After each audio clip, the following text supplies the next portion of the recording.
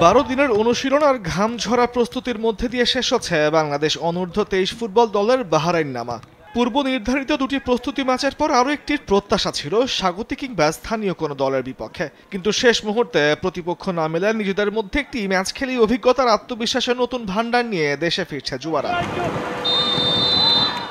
স্বাগতিকদের বিপক্ষে 18-22 অগস্ট দুটি ম্যাচেই হেরেছে সাইফুল বাড়ি টিটুর দল।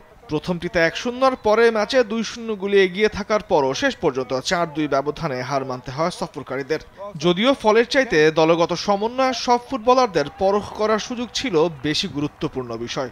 প্লেয়াররা তাদের সর্বোচ্চ দিচ্ছে, কারণ সবার মনেই একটা ইচ্ছা যে একটা কিছু করার, এবার গ্রুপ পর্যায়ে থেকে সামনে যাওয়ার চেষ্টাটা এটার চেষ্টা করছে। এদিকে ঢাকায় ফেরার পর আরো দুদিন অনুশীলন করবে লাল সবুজের প্রতিনিধিরা। এরপর 29 আগস্ট ভিয়েতনামে পৌঁছাবে তারা।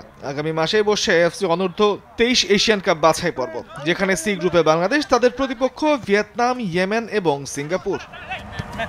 বাছাই পর্ব থেকে 11টি গ্রুপের সেরা দল ও সেরা 4 রানার্স আপ মিলে 2026 সালে সৌদি আরবে মাঠে করাতে যাওয়া মূল পর্বে খেলবে, আর স্বাগতিক সৌদি আরব সরাসরি খেলবে আসরের মূল পর্বে।